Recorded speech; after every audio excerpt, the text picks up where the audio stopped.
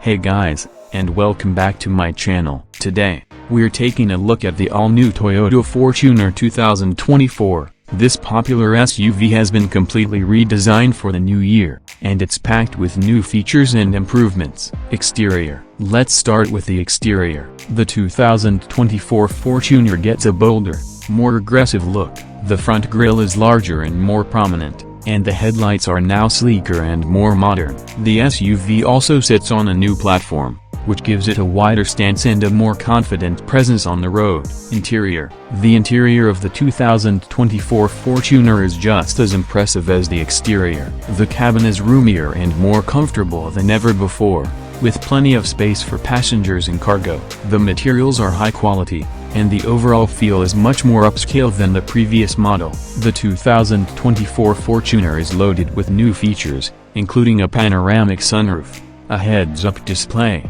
and a JBL sound system. There's also a new Toyota Safety Sense system that includes automatic emergency braking, lane departure warning, and adaptive cruise control.